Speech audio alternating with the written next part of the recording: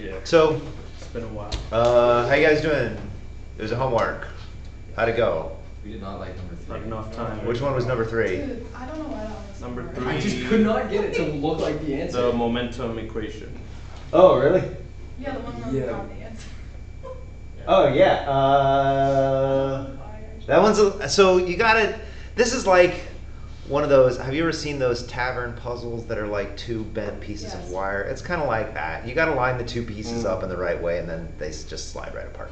So if you do it right, then it's not all that painful. But if you don't see exactly how to line the 2 pieces up right, then it doesn't slide apart, and it doesn't make any sense. So let's start at the top, just so that we're being consistent. So I wish this screen were like half as wide, so I could use the board here.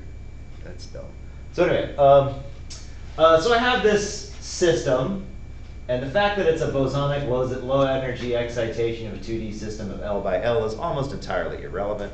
But that's where I came up with the problem. I was just looking for some other system that has some dispersion relation. And it has a dispersion relation that, or it has a state equation that says rho times du squared dt plus c times grad to the 4th of u equals 0. Where u is the energy, is c is a constant determining the lattice of whatever made up stuff we have here. So here, all I'm asking you to do is kind of the last half of the sound wave derivation, just the bits where you turn all the t's and all the d by dt's into omegas and all the k's into all the d by dx's into k's and find a dispersion relation. The first thing we do is we assume that u is u naught times e to the ikx minus omega t. I have a minus sign there, but that doesn't matter. You could have a plus sign there. That just means it's going in the other direction. So you take a derivative and you get omega squared times k to the 4th. So that's so here's our dispersion relation, or you could write it this way. So you get omega goes like root c over rho times k squared. You move a k to the other side to get the phase velocity, and you get omega over k goes like k, and the group velocity d omega dk is twice the phase velocity. And that happens quite a lot where the group and the phase velocity look pretty similar. Does anybody have any questions about that one? Does it all basically make sense? Okay. Number 2. Number 2 is kind of a dumb problem. Like, it's a pretty simple problem, but it's a thing that I want you to put your hands on so that you crank that machine. So starting with c sound squared equals dp d rho. So this is the definition, right? This is as definitional of this sound speed as we get. Because this is what we needed to do to get this thing in here, and we saw that whatever happened to dp d rho was the sound speed, because that's what comes out in the wave equation. So then you want to show that c sound is gamma kt over m. Yeah. So you start with c sound squared is dp d rho, and we said that it's adiabatic, and that's an important aspect, that it's adiabatic. So being adiabatic means you could say p is k gamma to the rho, where k is some constant that you determine from your initial conditions or whatever. And then, so c squared is gamma rho to the gamma minus 1, which is just gamma p over rho. And then for an ideal gas, PV equals nRT. Is that? And you just plug in p and rho here, and you get that the sound speed is proportional to the square root of the temperature. So that's an important piece. Like, that's a core nugget, is that the sound speed in any fluid depends on basically 2 things. It depends on the temperature, and it depends on the particle mass, and that's it. Does anybody have any questions about that? It's pretty straightforward.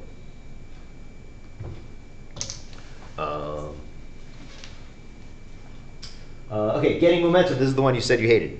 Let me turn the camera on over here, and I'll do it over here. Oh, wait. Oh, I have the camera on. Derp. Let's do that over here. So,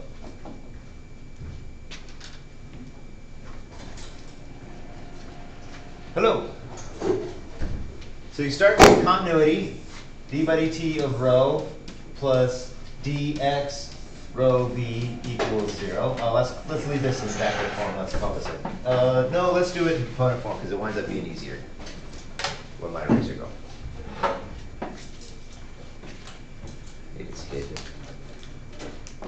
The vowels of.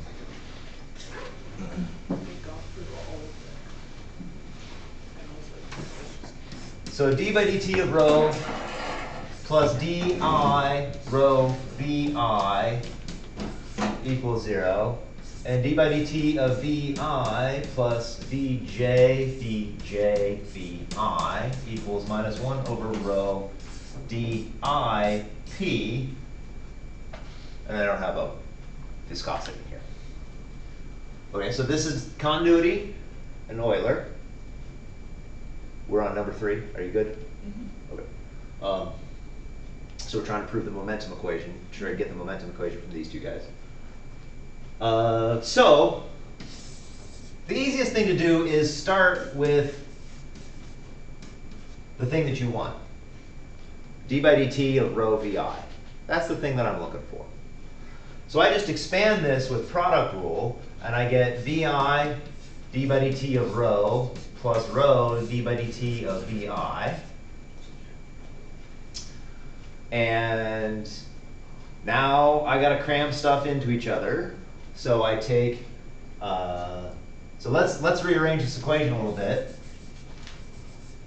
D by dt of rho equals minus that. D by dt of v equals minus that.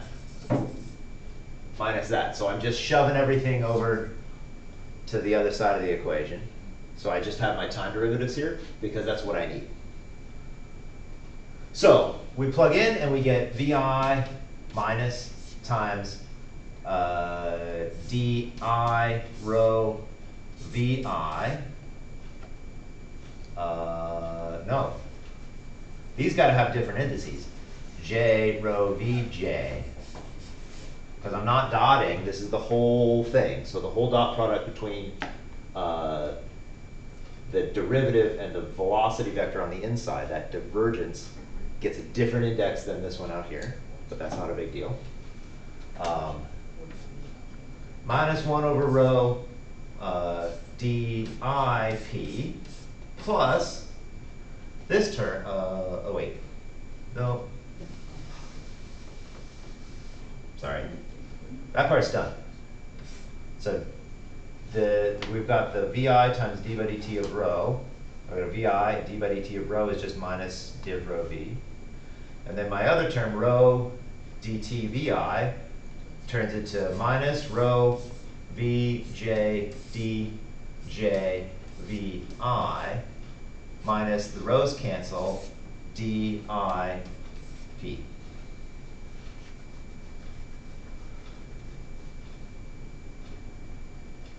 So now it's just an integration by parts issue. So now I've got, I'm gonna drop the subscripts for a minute. I've got v d by dx rho v minus or plus rho v d by dx of v, which is just equal to d by dx of rho v v. That make sense? Now let's do it with the components. This is I, this is a J, this is a J, this is a J, this is a J, this is an I. So my derivative always gets a J, and one of my velocities has an I, and one of my velocities has a J. Okay, do you follow all of those pieces? Or at least more or less. Stop me and I'll say it again in a different way. On my head or whatever, yeah. You just do it one more time. Yeah, so we start with we start with this. Start with d by dt of rho v. Expand with product rule, and then you got a time derivative of density and a time derivative of velocity. This one's times velocity, this is multiplied by density. So then I take this part, d by di of rho vi, so this is div rho v, and I shove it in here. That gets me to this part here. And I take this part, and I shove it in here, which gets me this. So I'm left with a vi times a d by dj of rho vj. Here's my div rho v term. I've got a vi on the outside and a rho v on the inside. And from the other term, I get a rho vj times dj vi. That's from this guy, minus di dp. So all I've done is plug stuff in. So now we look at this as a product rule kind of thing, because I've got a rho vj, and a vi.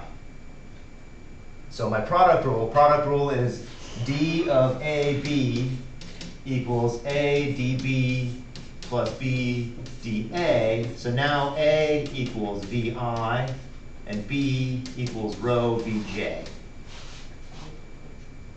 Right, so here's my rho vj, here's my vi on the outside, here's my rho vj on the outside and my vi on the inside. I just pack them together and I'm left with d by dj of rho vi vj. So then you're done. Then your final equation is d by dt of rho vi plus div of rho vi vj plus, this div is, let's leave it in index notation, d by dj plus, okay,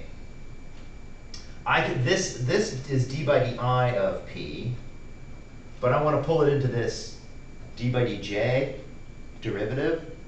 And that's easy. I just add a delta ij p. And you're done. So this delta ij makes it so that my dj only acts on the diagonal for the pressure. So the pressure acts on I. The delta just forces this to only act on I. Or you can see this as a pressure tensor that's isotropic. So now the delta ij, you can think about that as the isotropic tensor. We're just multiplying our pressure by the isotropic tensor. This is the isotropic gas pressure. And you're left with this. So what caused you troubles with this? Where did you, yeah? I chose the wrong equation to drive. Same. From the start or from the end? 4.42 references the conservation of some vector field quantity. Of like the density. And I think you can plug in rho v or something to get that. to the momentum equation. I actually didn't even pick that one. I picked one like right above this one. Oh, really? Yeah, so I mean I'm sure it will get me some points. I did similar things, but that is not my final answer. Okay.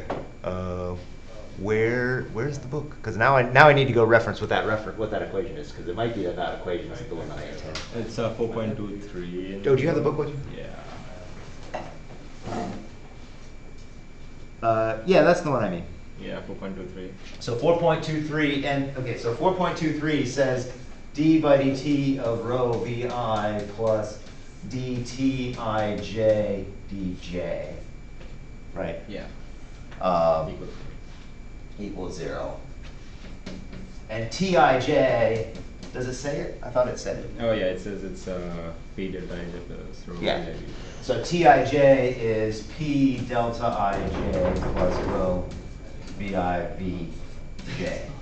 Okay, so that's all the same thing, but if you're not thinking about it right, you're not going to get the right answer. So this is the one that I said. Oh. Yeah, it's the conserved quantity. Yeah. Curl of the cross product. 4.42. I just figured it was the same because momentum is what's being conserved. Say that again? I figured like you wanted this one because it's momentum that's being conserved. Right. So plugging in momentum for Q should yield this. That's right. Yeah. That's right. And 4.4. No. There's only, What do you there's have? only one. This one. It should be div its flux. I mean, Probably have different versions of the book. What's yours? Which Absolutely is similar. Come up here. This was Because 4.42 in this is this one. Look the same. What is this? No, yeah, This it's the is same. 4.42. This is for, come here, where are you looking? 4.42. Yeah, exactly. It's the same thing, yeah. Yeah, but the one that Oh. he's talking about is 4.23, which is. Oh, there's a typo in the equation, in the problem. It's this one. Okay, 2, 3. Yes, Okay, yeah, that. I meant 4.24, not, I meant 2.2, not 4.2, I meant 2.4. Yeah, that's But you said. Yeah, I meant this one. I apologize. What's funny is I used that to try and get my answer. 4.24. Okay, if somebody has a hand to send me an email that is a typo on this homework, because So that it makes needs to everything. be 4.2. What is that equation? 4.23. 4.23, not 4.42. Yeah, that's cute. Okay, I did 4.22, so. Right. 2.2 works fine, What? because that was the one that says divots I was flux. trying. Yeah. Yes. That's the one that's the one that's right. The Okay. other one takes you into There's too many. the Kelvin, the Yes. Kelvin's vorticity Yeah. theorem, Yeah. and that's confusing as hell. So, oh shit, Whoa! this is a very fussy pen, but it's never exploded on me so heavily. Anyway, it's not blood, it's just ink, because I'm an idiot. Let's not booby trap ourselves again. Okay, sorry about that. That one's supposed to be a relatively painless problem, because it looks, I mean, it's just like the internal energy one that you did a minute ago. I just want you to do this one too, but I should fix that equation. I wonder how long that's been broken. I would think that I would have seen it last year. Nice that they provided this sink for washing up. Okay. You know I emailed you. What's that? I'm gonna email you right now, so I don't forget. Yeah, thank you. So, sorry about that. You just did? Also, when you get stuck on something like that, when you get to one of my problems and you're like, what the fuck?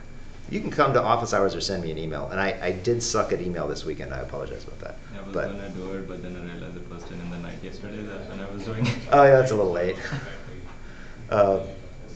Okay, so, okay. Let's fix that later. Okay, 7.1 from Choguri. So what does the problem state? Can you actually pull that problem up real quick? Because I want to read. I should actually copy the problem text into here so that I know what it says. So it just says we added the surface tension and got there. Okay, thank you. So Yeah. how'd you guys feel about this one? 4.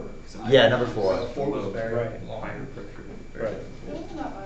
Long but not bad. You put it on the Fine, but then I didn't want to do the algebra.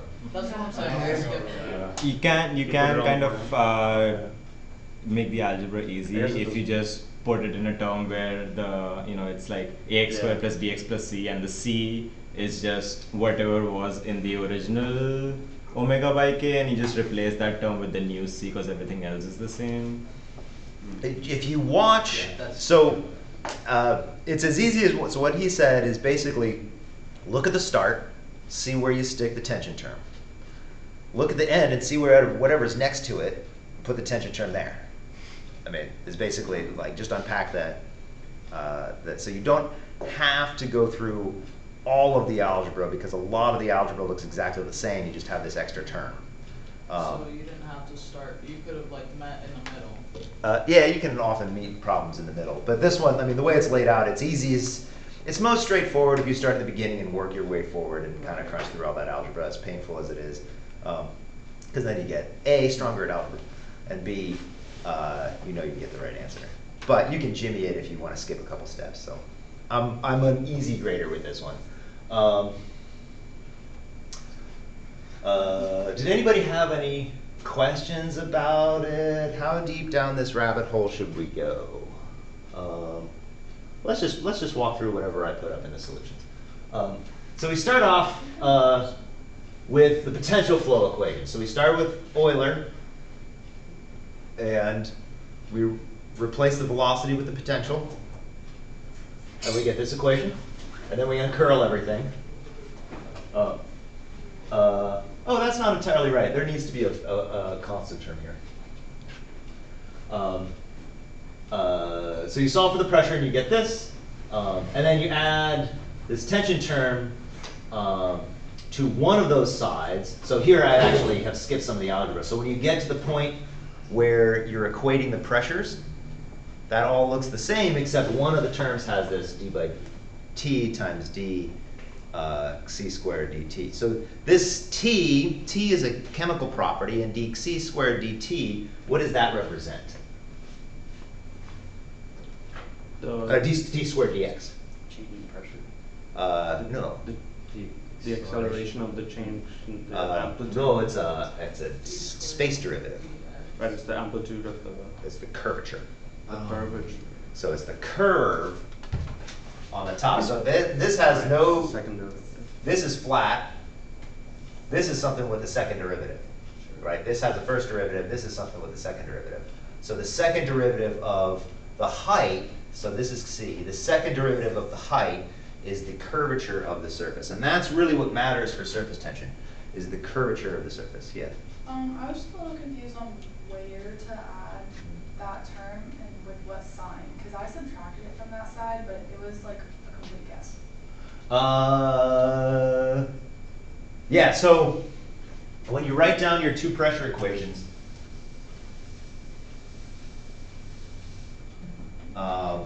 you have pressure, so we've got a prime and an unprime, and the prime is on top and the unprime is on the bottom. So P prime is going to equal P. Rho times d phi dx, no, t third, minus 1/2 b squared plus minus big phi. And this is the pressure of the air, and it doesn't have any extra term on it. In the water, then we have P equals rho times d by dt of phi minus 1/2 v squared minus phi. And I just get this from Euler, or from my modified Euler. But here, I'm going to add to the pressure here, I'm going to add an additional term. So here I add plus d squared c dx squared. So You're adding it because it's prime sign. So then, oh, right, I'm sorry. But it comes in with a minus sign because if the curvature is this way, the pressure force is in that direction. Does that make sense? So this is a positive second derivative, but it pushes down. The surface tension causes it to push down. Wait, I thought it was a negative second derivative. But yeah, this is the negative second. What's that? Oh, you just said that was the positive second. Oh, I'm sorry. Oh, it is. Because in the question they say it's above the surface by amount negative t. Oh, wait, So- sorry, I forgot to look at this problem. I got sucked into sad webcomics this morning. It was the worst way to not do my prep. Okay, the effect of the surface tension is to make the pressure point infinitesimally below the surface higher than the pressure at a point infinitesimally above by an amount minus d squared dt. So, yeah, the pressure below the surface is higher by an amount. Okay, but as you said, what's the sign of this curvature? Is negative. It comes with a negative dt. So it opposes so the surface tension opposes the curvature. So if I've got a curve like this, it's going to flatten it. So that's a negative curvature, but it's a positive pressure, so it has to show up with a minus sign. Does that make sense? So we get a minus sign here, which gives us a plus sign on that side. Right? Yeah.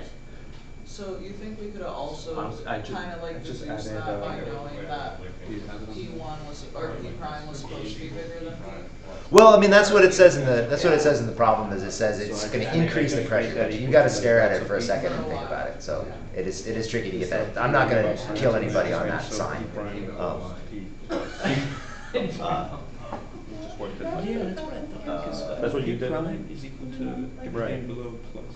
Because of the sign difference. I think. Was that? Yeah.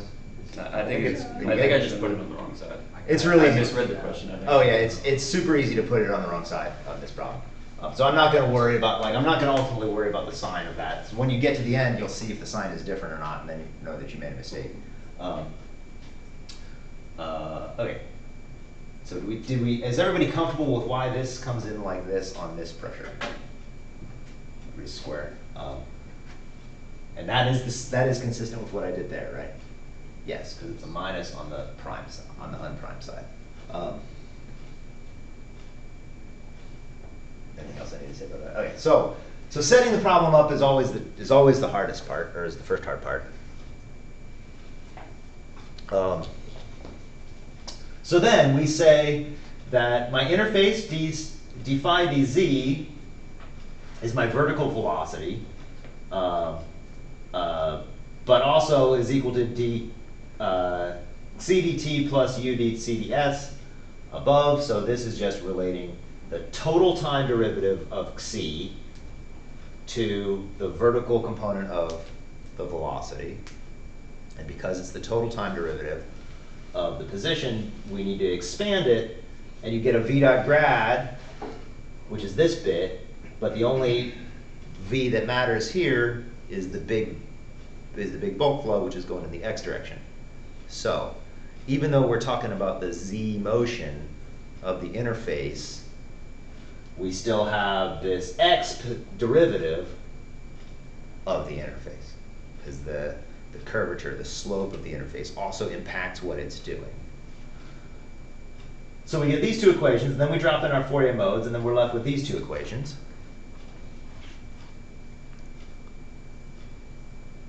And this is just stating that the interface moves, and here's how it does it spectrally. And then we take the two equations up there, and we get this. Oh, that's just that. So we drop in our Fourier modes into this equation, and we get this.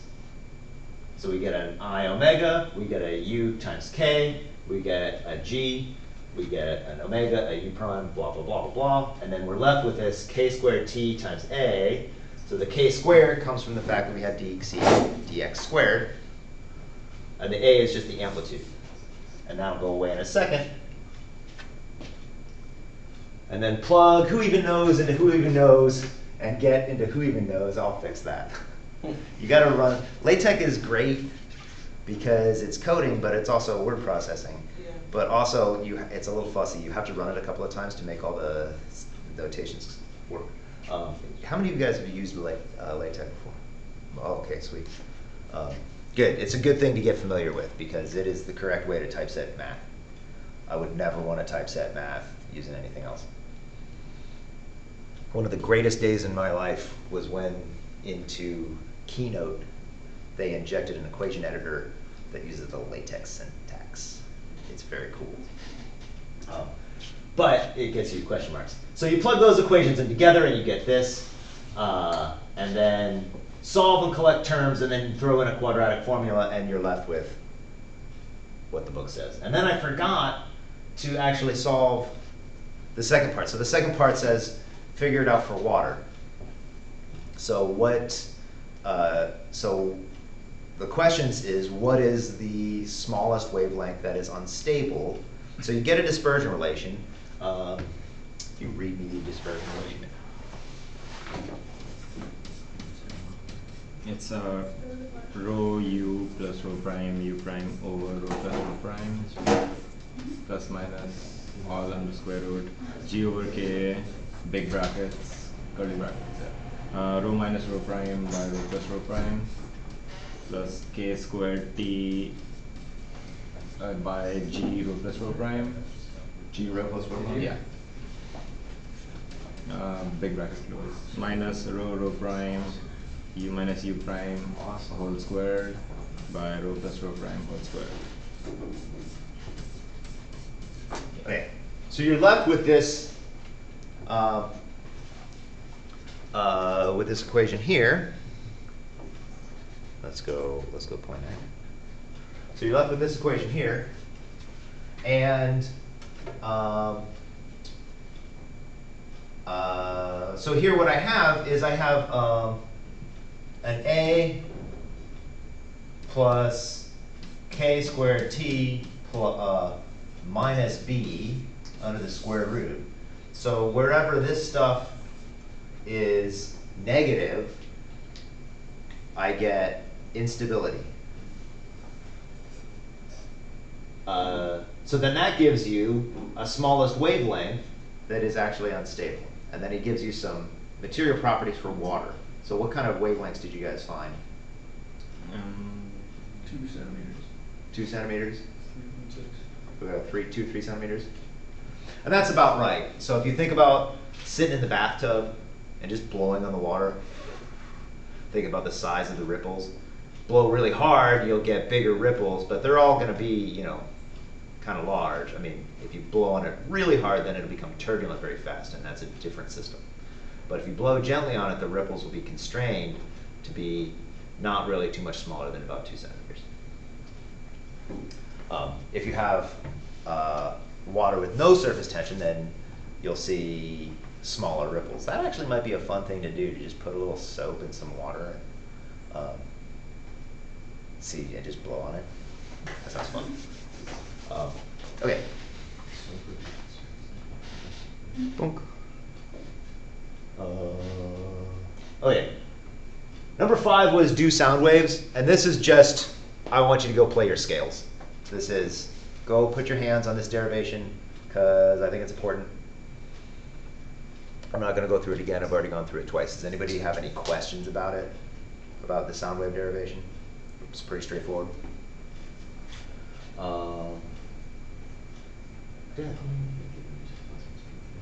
Okay. And you get the group and the phase. Okay, so then we say derive the Rankine-Hugoniot relationships from the conservation, from the conservative form. And man, I wish I had the whole solution for the last one up, because I forget how to do it.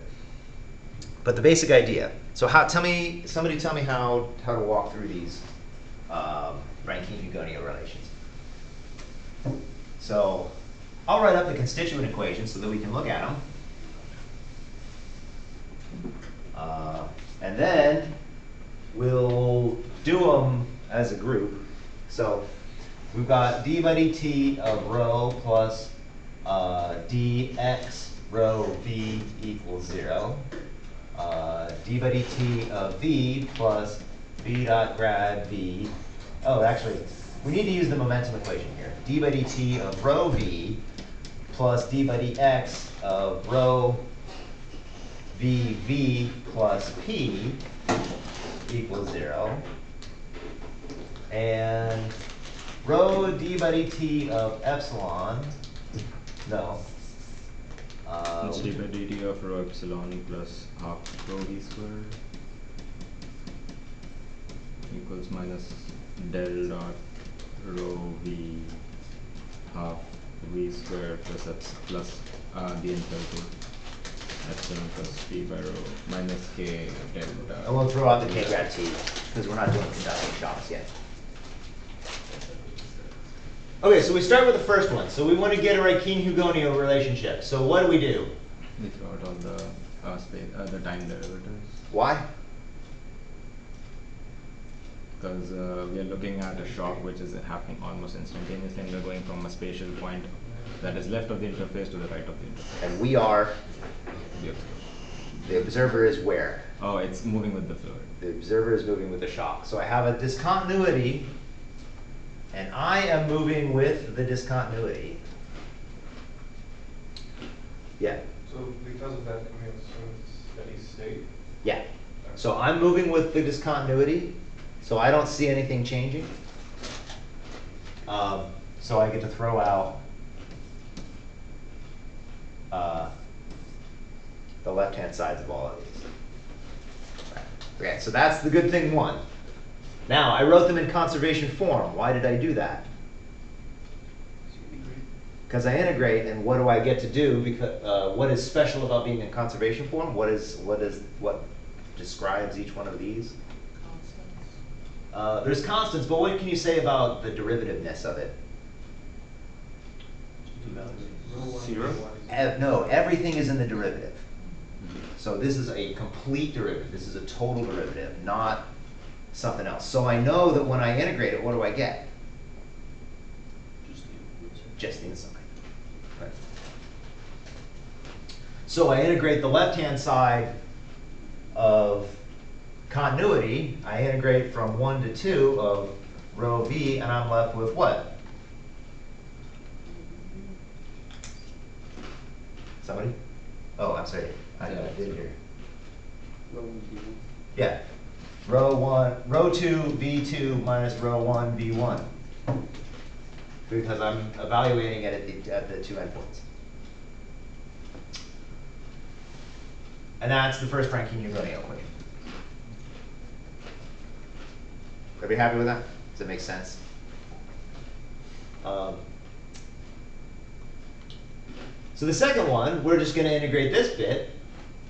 And we're left with rho v1 squared plus p1 equals rho v2 squared plus rho 1 v1, rho 2 v2 plus p2.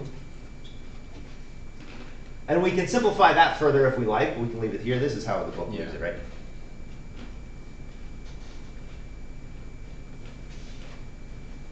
And then the last one, we got to integrate rho v plus, let's see, we're going to 1/2 rho v cubed plus rho v epsilon plus vp. We can just leave the rho v, because once we do the yes. integral, we just use the first one. Rho v times 1/2 v squared plus epsilon plus p over rho, evaluated at 1 and 2.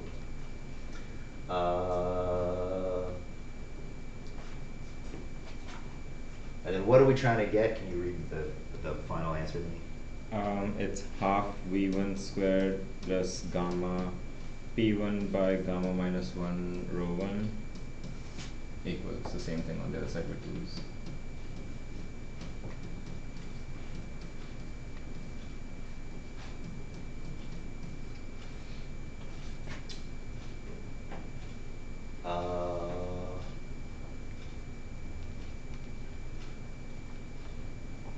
So tell me how to do this. What do I do? I like it better in terms of W's, because Okay. I can relate to gamma more easily. Okay. But then it's just integrating. Okay. So tell me. So what do I do here? So you get rho 1 v1 times stuff in the parentheses with 1 subscript is equal to all the 2's, but rho 1 v1 is also equal to rho 2 v2, so they cancel. And then you can sub in your W's to eventually get to, I think you gotta use ideal gas law to get Okay. pressures in there. So this bit cancels this bit because we already said that up here. Oh, I erased it because of the first one. No, sorry. Oh, here it is. Here it is. So these two things cancel, and then I'm left with 1/2 rho v1 plus w1. What do you have to say about w to make this make sense? It's gamma minus 1 times RT, and then I use the ideal gas law to have the gamma factor in front of P over rho. Okay. So then what do you get from here? Sorry, it's gamma over gamma minus 1. Gamma over gamma minus 1. Thank you. And then it's gamma over gamma minus 1 P times rho. Or P divided by rho. P over rho. Is everybody good with that? And then you just get a 1 and a 2. Does that make sense to everybody? Everybody feel pretty good about it? So these are useful, and there's, I don't know, I could probably go further down this rabbit hole of various shock speeds. But now you've gotten the Rankine-Newtonian relations. Okay. Berger's equation. How do you guys do on this one? Did not. Did not? Well, okay, I got a little confused because it's hard to get like a very explicit general definition for you. Yeah. Like, It I feels like, kind of dumb, doesn't it? yeah. But it's not. Like I got it when you plug in the initial conditions, that I've convinced myself that the answer there is what I like, but like, the general answer is, I have something that's like, there's like some function of, like, yeah, that. Yeah, it's,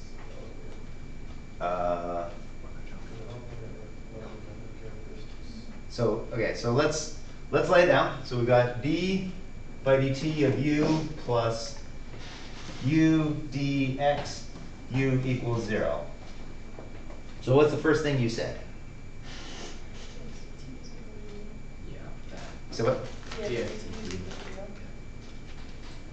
Dx dt equals u. And you know that by just undoing chain rule. And then what's the other one? du dt is equal to 0. Du dt equals to 0. So then what can you say? So what do you say next? So then I said that based on the du dt equation, Uh-huh. I said u is just some constant with Yep. time.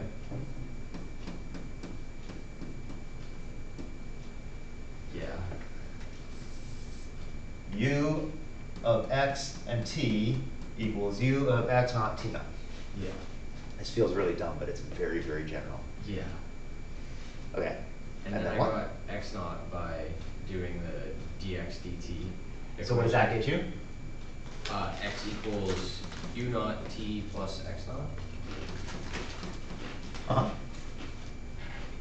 Okay, yeah, and then you solve for, X naught equals x minus u naught t. and you just put it into the, Uh, I don't know. and then That's this where it's is gonna lie. this is as much as you can say. So this is now a complete statement about the equation. So this and this are then true statements. And they completely characterize the solution. This says that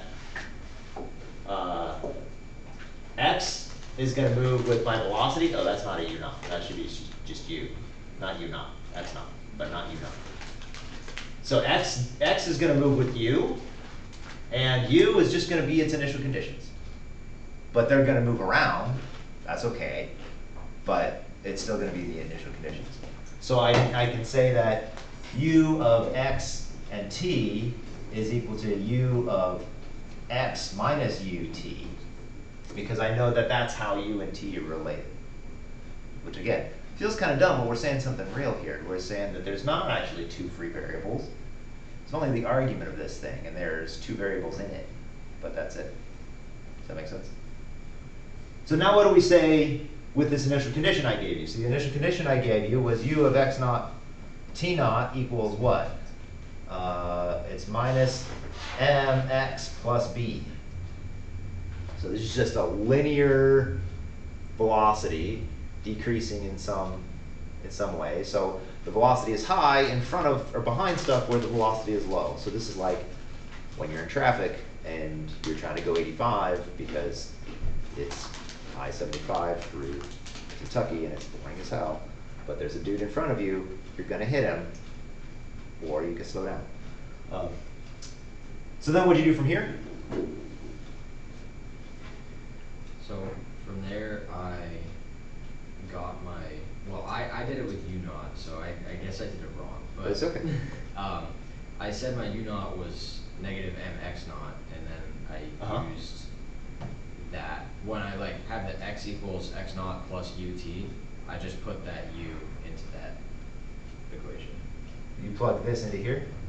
Other way around, but So you solve. I said that was u, and I Okay. put that into x naught equals x minus ut. X naught equals x minus So, m yeah. x naught plus b. I've never done it this way. What do you get?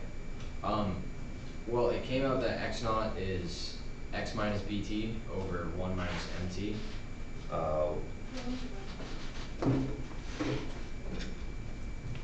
I mean, do you want my final answer? I have a final answer. Yeah. So I got that u of x and t is negative mx plus b over 1 minus mt. Say it again. Negative mx plus b over 1 minus mt. Yeah, is that what I get? Yeah, so you got there. Oh, I think that's what I got. Where's my controller? Yeah, I get oh, okay. b minus mx, what did you got, over 1 minus mt. Oh, There you go. It felt like I was just plugging things into different spots all willy-nilly, but Yes. Weird. Just Yeah. make sure you plug the right thing into the right spot and you'll get the right answer. So Yeah. you're good. So that worked out just fine. So, oh, never mind. Yeah. Glad no, to help. Okay. No, because the fact that the full derivative of u with respect to t is 0, is that what tells you that it's constant with respect Exactly. to time and position? Exactly. And it's not constant with respect to time and position independently. It's when constant both with are respect to time, and then position and time independently have to figure it out. Mhm. And so position and time figuring it out is this part. Mhm. Does that make sense? So it feels unsatisfying because you want to get like something complicated and not just not. But this is actually has an enormous amount of power. This is a very powerful thing to say. This is saying that my whole solution is just going to look just like my initial conditions. Mostly, for the most part. Except that you know that it's going to do something complicated. So the initial conditions are what directly leads to the finite singularity, because Yes. if you rearrange the top circled equation for u, you just get a 1 over t, which is infinite time singularity. Yeah, exactly. So that's a really good point. So I can look at this and just say that u equals x over t, which is a singularity, but that's an infinite time singularity, and I don't care about that. That's not interesting. Finite time singularity, if it blows up in my lifetime, that's the interesting thing. So this technique has a lot of power, and I use this technique when I do hydrodynamics in the computer, because when I have something that's more complex than Berger's equation, actually, let me show you something cool. So this is cool, but what's really cool is when you take this and make everything a tensor. Okay. Okay. d by dt of q plus div f equals 0. This is a generic conservation law, right? So I can plug in q equals density, and then I know that my flux is rho v, and I have a true statement.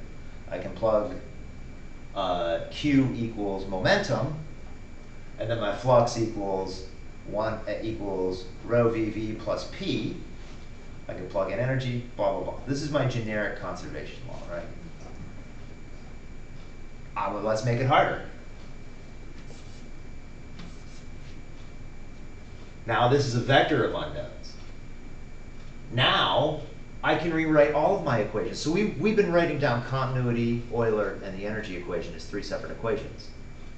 But I can write them as one equation right here, by saying that now my vector q is going to equal rho, and then rho v, and then rho epsilon plus 1/2 rho v squared. Okay, now I'm in 1 dimension, so I only have 1 velocity. But if I were doing this in 3 dimensions, then I would do the same thing, but I would have 3 velocity components. I can do the same thing with magnetic fields, and I add magnetic fields to this, and I've got to change the flux. So then the flux is just another vector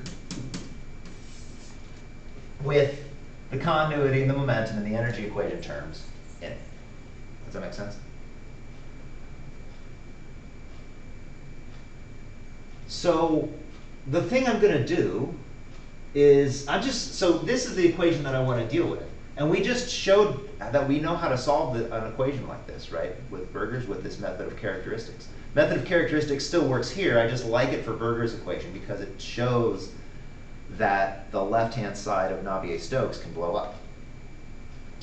But we can still use method of characteristics like this. We've got to change this a little bit. So if I say that grad f, I'm just going to use chain rule and say that this is df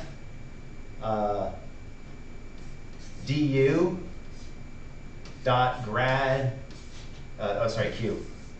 q dot grad q. Okay, this is now a tensor because this is all of my I components and all of my flux components and all of my Q components. So this is now a matrix, but that's okay.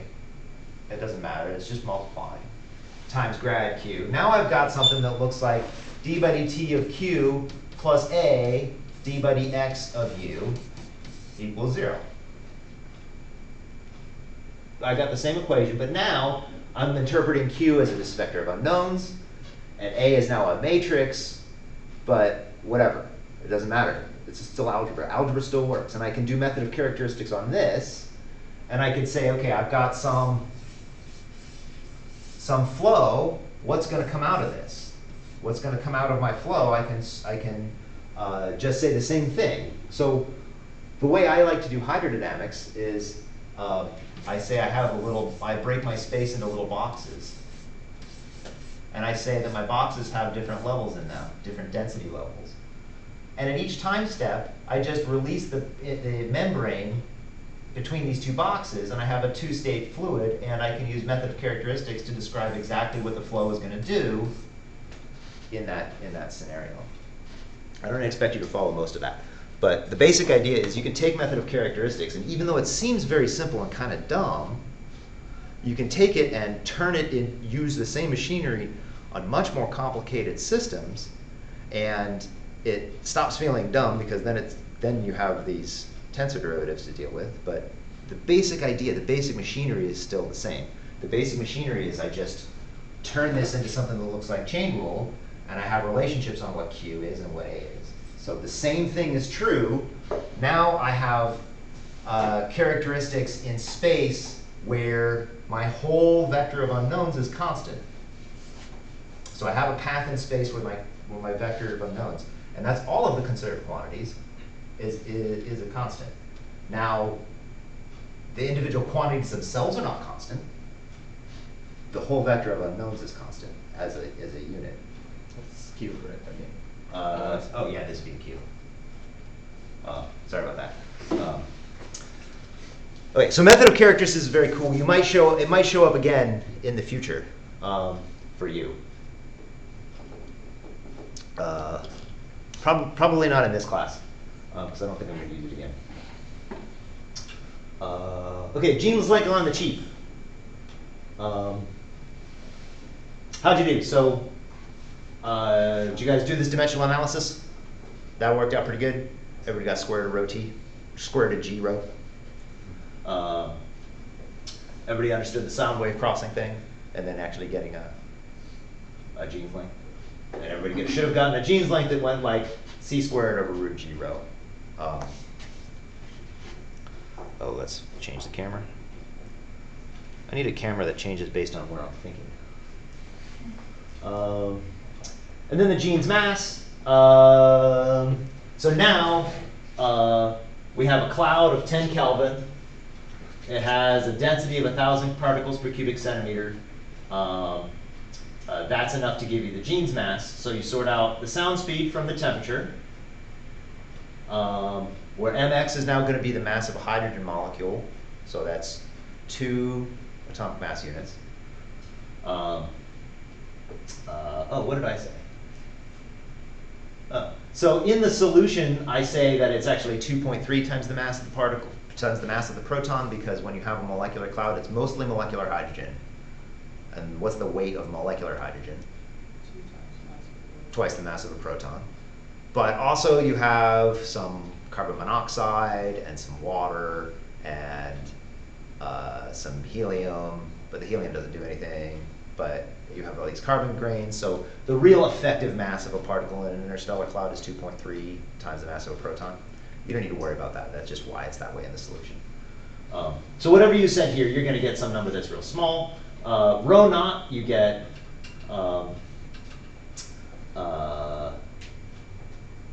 that. The Jeans length you sort out from the temperature and the density, and you should get a mass of, I got 1.48 times 10 to the 35 grams, which is 75 solar masses. Everybody get something similar? I was off by like 10 to the 2. Oh, okay. Yeah. That's all right. It's easy to drop a 2 somewhere. But you got something on the order of 10 to the 30 something grams. Good ballpark. I will ramble later about why we continue to use grams, even though we're talking about 10 to the 35 of them. And really, we use solar masses. As an astronomer, solar mass is just the default unit, because it doesn't make sense to use anything else. But then when we need to connect to other things, we use grams. I'll tell you that story when we get to E and M, because it's because of E and M that we still use grams. And then I said do the same thing. I did, right? Said do the same thing where the temperature is 10 to the 7 Kelvin. And I got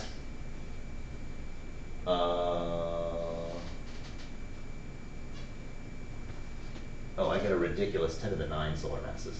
Yeah, 10 to the 10, something like that. I need to 10 to the 7 is too many kelvins. 10 to the 10 solar masses is the mass of the galaxy. I need to tweak that problem a little bit. But you should get an object that's much, much hotter. So one of the reasons that I wanted to do this problem is because of star formation. So one of the things that my academic siblings did when I was starting my PhD was to start with cosmology, where you can actually write down the initial conditions, because we can just write down what the fluctuations look like from cosmology. Then you evolve those in time until gravity takes over and forms a star. And what they were finding was they would start from the Big Bang and form the first stars in the universe. They were finding these huge 2,000–3,000 solar mass stars because the gas can't cool. Because atomic hydrogen has really very few ways to get rid of its energy. Why is that? Well, because it's really hard to make molecular hydrogen because it doesn't have a dipole. But as soon as you have carbon, then you can make carbon monoxide, which cools like crazy because it has a big dipole and can release a lot of radiation. So after the first stars form, then they blow all this carbon and oxygen into the universe. And the carbon and oxygen is a great coolant. So then you have much smaller stars. So now we have small stars. In principle, the first stars were significantly larger than the stars we have now. Hopefully we'll see them someday. But how have the James Webb affected, like the findings affected those ideas? Oh, so with James Webb, that's a good question. And my jaw dropped when Massimo told me about this. So they're trying, so I've been working with this group. I didn't do, these first generations of stars are called population 3 stars. The stars that we see around the sun right now are population 1, and they have a lot of metal in them. Stars that we see in the high altitude of the galaxy, so way above the galactic disk, they don't have very much metal, and they're called population 2 stars. In principle, so the reason that population 1 stars have a lot of metal is because the population 2 stars die, explode, blow all of their metal into the universe, and then that forms a new population of stars. In principle, the first generation of stars started with no metal, created all the metal, and blew that metal into the universe. But being large, they are only going to live for 1 million years or less. So I figured we would never see one of these, and all my collaborators had this just cash cow of science ideas, because you can say whatever the hell you want when nobody can prove you wrong. It's pretty win. So now with James Webb, they're doing this cool thing where they found big gravitational lenses in big galaxy clusters. So a big galaxy cluster is a huge mass, and it bends space and it acts like a lens. So we can turn it into a telescope. And we can see things on the other side of that gravitational lens that are much, much bigger now on the sky than we could see otherwise. And then, so they're using these huge galaxy clusters to lens and see galaxies that they wouldn't have been able to see otherwise. And then in those galaxies, they're using micro-lensing events where they get other stars pass in front of other stars and do a little bit of lensing on their own. So they're using 2 gravitational lens telescopes to try to actually observe existing main sequence population 3 stars at a redshift of like 12, 14, which is very exciting. So I hope that they're actually successful, because that would mean that I've been wrong for 20 years about whether or not we'd ever be able to see one of these things. So that's pretty exciting. Okay. About 15 minutes. Does anybody have any other questions about the homework? Everything make pretty much sense? And I do hope that if you didn't do the last one and tell me how long everything took you, please go back and do it, because with a homework set this long, it's useful for me to get the feedback of how long everything takes. Okay. I am going to now change stories. So we're talking about turbulence. But I got to talk about diffusion real quick. So turbulence is a field where we very quickly stop understanding what's going on. We run out of our understanding very quickly, and we have to make a lot of approximations. You'll notice that by the hand waviness of a lot of the derivations. So the Kolmogorov cascade. Let's run through the Kolmogorov cascade argument again, real fast. So this is K space, so this is small stuff is over here, and large stuff is over here. I inject energy at some large scale, and since I can't make scales bigger than my washing machine, that energy has to cascade down to smaller and smaller scales until it hits the dissipation limit. So this is injection, this is inertial range, and this is dissipation. And we assume that in the inertial range, dissipation isn't taking place. You're not losing things until you get down to this really small scale. Why is that? Because the dissipation goes like del squared u, or thereabouts. It's actually a more complicated function than this, but it goes like some high derivative of u. So it's the curvature of the velocity field that really matters. So it's not until the curvature gets large, until the length scales get very small, that dissipation starts to matter. So those are the important things. So first, you get 3 regimes: injection, inertial, and dissipation. And in the injection scale is where you're dumping energy in this. That's your boundary condition. The inertial range is conservative.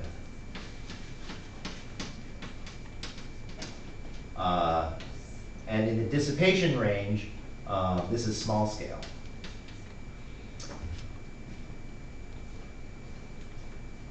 So now, assuming that we're able to get into some steady state where I'm dumping energy in at the same rate that I'm dissipating energy, which is relatively straightforward to get to, then energy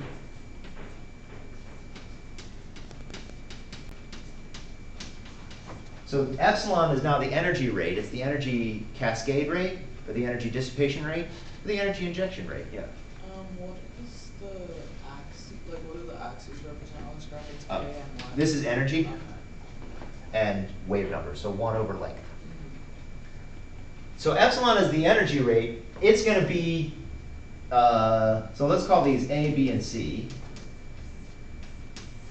And A, epsilon equals the injection rate. In B, epsilon is constant. And C, epsilon equals the dissipation rate. They're all the same. They're all the same. because I've assumed that I'm in steady state, which is a crucial assumption. If you're not in steady state, the turbulence gets a lot more difficult to deal with. So I can say that, so 3, the third assumption that we need to make is that the time to destroy an eddy is L over V. So these are the assumptions that go in, that Kolmogorov made to go into the cascade. Can you spell that in that real quick? Kolmogorov? Yeah.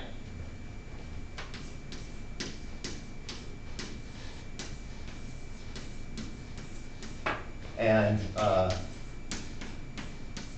so this guy Kolmogorov, his name's on a lot of statistical things. Was an incredibly important Russian mathematician who, died in the 90s. But all of this stuff comes from 1941, which is pretty elderly for some physics theory.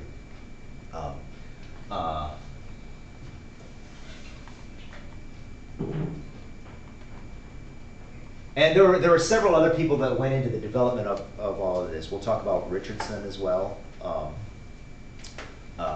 We'll talk about a couple other names will come up, but Kolmogorov was the king of this description.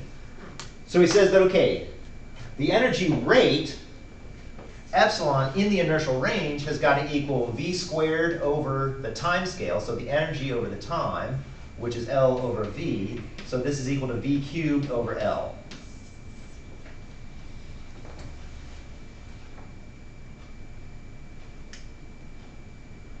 So, we can just come over here. So v squared equals some constant squared times epsilon to the 2/3, L to the 2/3. So this is the velocity scaling, or in spectral space, we can say E of k equals c to the 2/3, epsilon to the 2/3, k to the -5 halves. And the extra 1 here comes from the Fourier transform, one way or the other.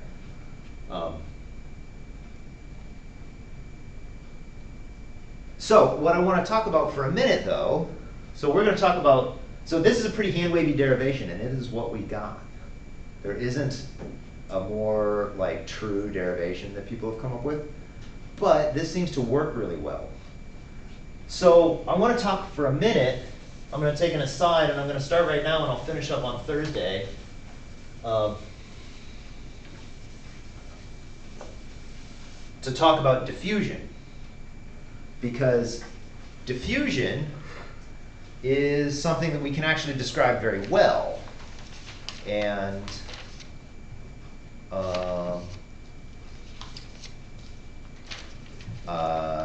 I'm going to talk about fluid diffusion, I'm going to talk about Brownian diffusion, I'm going to talk about random walks, and then I'll talk about turbulent diffusion, which is faster than regular diffusion. And we'll show why. But the basic idea is, if I take 2 points and I just let them random walk away from each other, then the RMS distance between the two is going to go like t. So the mean squared distance goes like time. Or the expected separation distance goes like the square root of time for a diffusion process.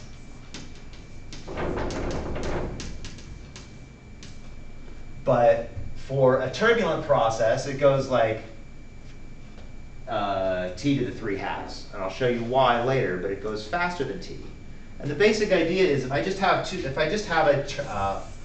a bottle of water, and I put 2 particles in that bottle of water, and I just watch that everything is calm, and I just watch them drift slowly apart from the random walk of the particles in the water, they will move apart at one rate. But if I stir them, then remember this, the velocity gets bigger with length. So as 2 particles move apart, their relative velocity starts going up and up and up and up. So with turbulence, you can spread 2 particles apart faster by a lot than you can with molecular diffusion. So that's what. But before we do that, we actually have to, let's talk about diffusion, because I don't think you guys have seen heat equation anywhere. So we'll talk about that. Okay, let me just set the stage of what I'm going to do next week, and then you guys can stop me if you've heard this one. So this is a cartoon.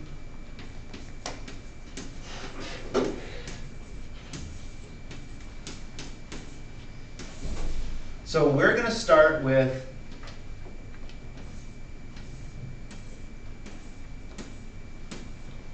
points, and we're going to label them by M. M equals 1, 2, 3, 4, right? M is the integer number that describes these sites. And I can take a step to the left with a probability P, or I can take a step to the right with a probability 1 minus P. Very good. We'll call that Q. So have you guys seen this before? Sure. Yes? No. Okay. I'm sorry. It's all good. Yeah. That's where I'm kind of probing, because if you've seen it, then I'll go fast, but if you haven't, then I'll go slow. So probability is 1 minus P is Q. So later on, we'll make it even. But right now, it's more fun to keep it as an asymmetric distribution, because maybe there's some drift in that direction. Maybe the bar is at the top of the hill, and your random walk is going to be more likely to go downhill. Do I have time to do this? I don't get it wrong. We'll see how far I get. Yeah, that clock is like 5 minutes behind. Oh, yeah, right.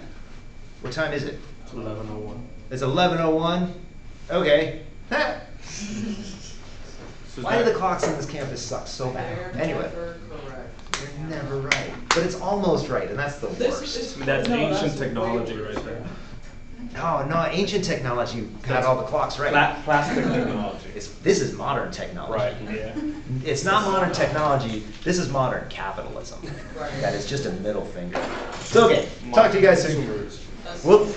I don't know how it got 5 minutes. It was accurate. Yeah, because it's bad. Yeah. Yeah. It's in a different